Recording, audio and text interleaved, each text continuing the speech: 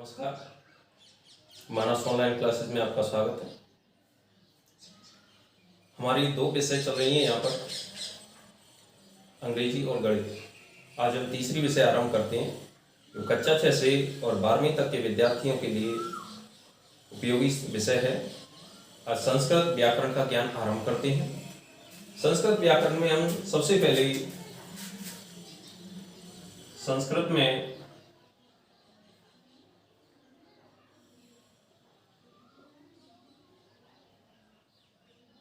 उपयोग की जाने वाली स्वर और व्यंजन का ज्ञान आरंभ करते हैं कि स्वर और व्यंजन कहते कैसे हैं, इनकी संख्या कितनी होती है। तो प्रकरण रहेगा हमारा स्वर व व्यंजन। तो स्वर को संस्कृत में कहते हैं अचवर्ण, अचवर्ण, और व्यंजनों को कहते हैं संस्कृत में हलवर्ण, हलवर्ण। अच और हल इनको क्यों कहते हैं? अच प्रत्याहार से सभी वर्णों का निर्माण होने के कारण इन्हें अचवर्ण कहते हैं। पाणिनीय सूत्र जब हम पढ़ेंगे तो उनमें अ से लेकर के च तक के वर्ण आएंगे, वे सभी स्वरवर्ण होंगे, इसीलिए इनको अच कह देते हैं। और व्यंजन वर्ण हल प्रत्याहार में आते हैं, ह से लेकर के ल तक के वर्ण सभी व्यंजन होते हैं, इसीलिए इनको हल वर्ण कह देते हैं। तो सबसे पहले स्वर वर्णों पे चलते हैं। स्वर, अब स्वरों की परिभाषा लेंगे तो वे वर्ण जिनका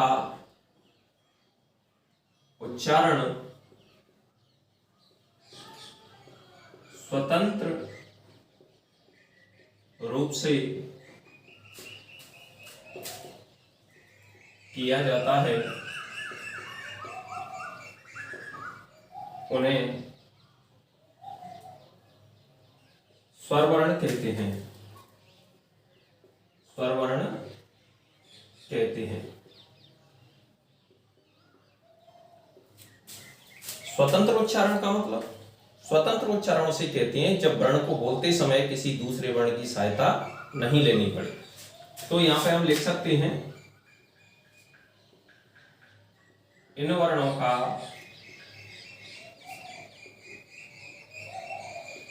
उच्चारण करते समय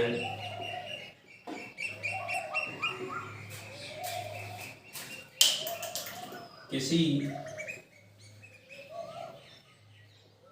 अन्य वर्ण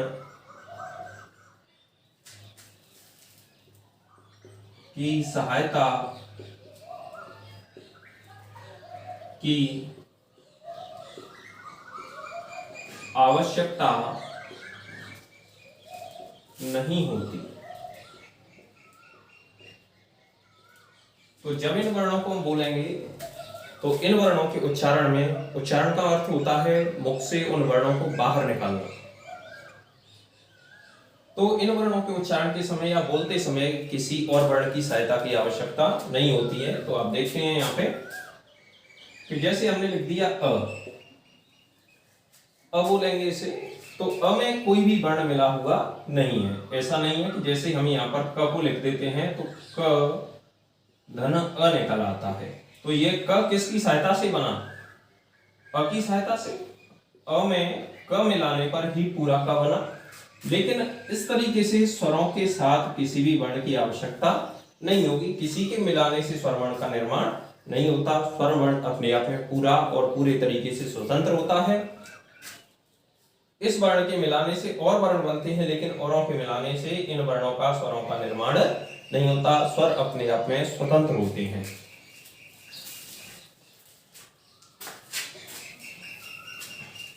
तो देखते हैं स्वरों की संख्या। स्वरों की संख्या कितनी होती है? पहले स्वरों के प्रकार। प्रकार स्वर तीन प्रकार के होते हैं। नंबर 1 ह्रस्व स्वर, नंबर 2 दीर्घ स्वर,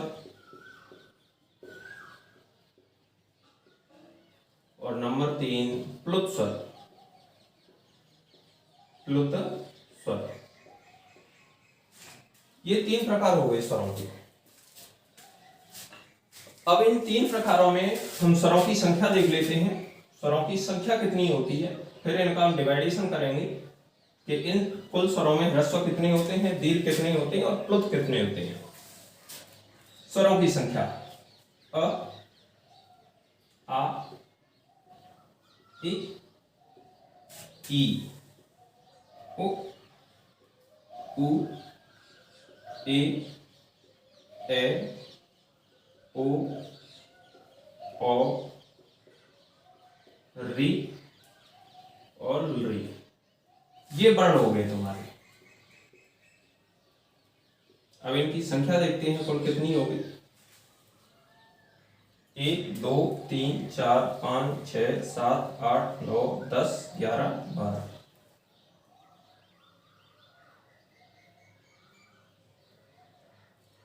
एक और वर्ण है बड़ी। ये कुल संख्या स्वरों की हो गई 13। कितनी संख्या हो गई यहां पर, 13 कुल वर्ण हो गए। अब इनमें से हम निकालेंगे ह्रस्व, दीर्घ और प्लुत। ह्रस्व स्वर नंबर 1,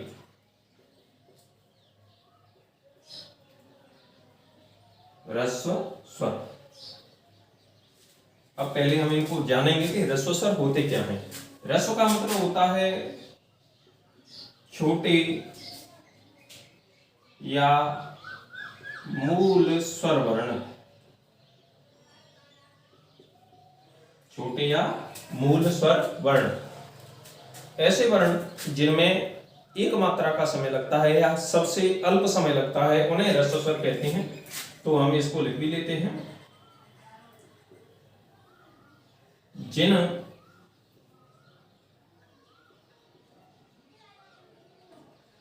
स्वर वर्णों का उच्चारण करते समय एक मात्रा का समय लगता है,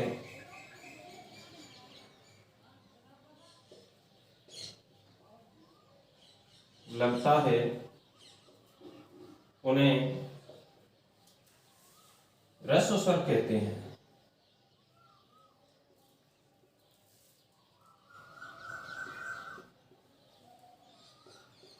तो जिन वर्णों के उच्चारण में एक मात्रा का समय लगता है उन्हें ह्रस्व स्वर कहते हैं। तो ऐसे वर्णों में हम छोटे स्वरों को लेते हैं, छोटे स्वर वर्ण। तो हम देखते हैं अ,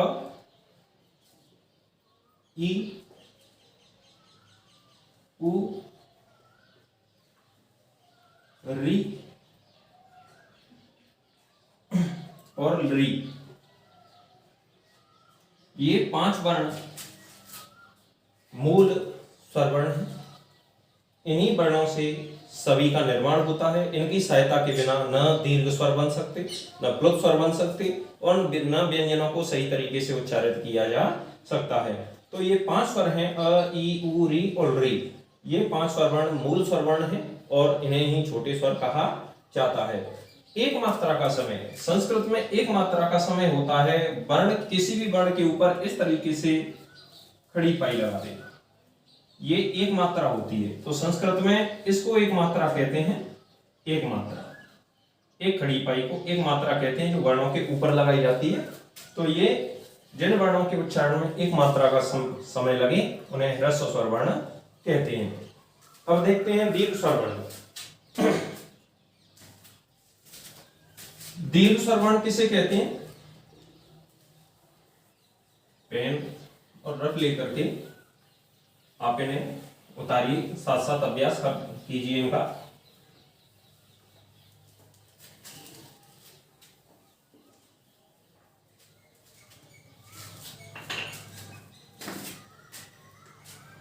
दूसरा है दीर्घ स्वर। दीर्घ स्वर वर्ण,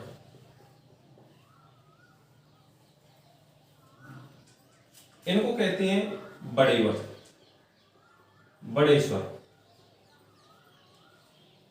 तो इनकी परिभाषा लिखते हैं हम। जिन वर्णों के चाचा घर को बुला रहा है। उच्चारण में दो मात्रा का समय लगता है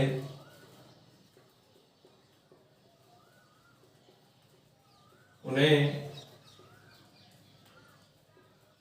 दीर्घ स्वर वर्ण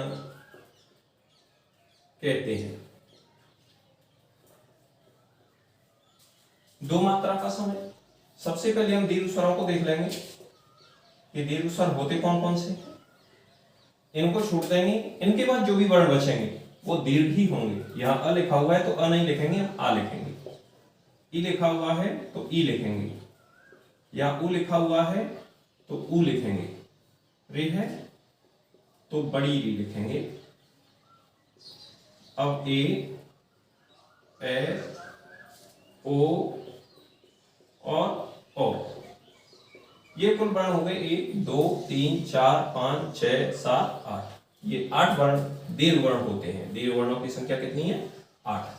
अब कहेंगे कि दो मात्रा का समय, तो जिन वर्णों के ऊपर दो की मात्रा इस तरीके से एस आकार में अंग्रेजी के थोड़े अक्षर होता है, इसको गुरु मात्रा कहते हैं। इसकी संख्या 2 गिनी जाती है। तो गुरु मात्रा जिनके ऊपर लगती है वो दीर्घ स्वर वर्ण कहलाते हैं। तो इस तरीके से ये जो दीर्घ है उसको इस तरीके से हम वर्णों के ऊपर लगाते हैं। ये दो मात्रा का समय होता है। अब तीसरा वो अंतिम स्वर वर्ण है प्लुत स्वर वर्ण। प्लुत स्वर वर्ण, प्लुत स्वर वर्ण दीर्घ स्वरों से ही इनका निर्माण होता है। किसी भी दीर्घ स्वर के ऊपर जब 3 मात्रा लग जाती है तो उन्हें दीर्घ स्वर वर्ण कहते हैं। तो जिन वर्णों के उच्चारण में 3 मात्रा का समय लगता है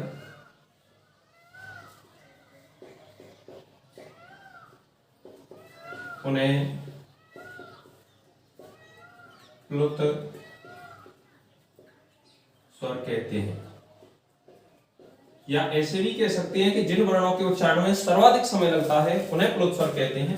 तो प्लुत स्वरों का निर्माण इस तरीके से करते हैं। देखिए ये आ है, आ, तो आ के साथ हम 3 मात्रा लगा देंगे तो ये प्लुत हो जाएगा। इसको फिर आ नहीं बोलेंगे, आ, इस तरीके से लंबा उच्चारण करते हैं। ई है, ई के साथ 3 की मात्रा लगा देंगे तो ये प्लुत हो जाएगा।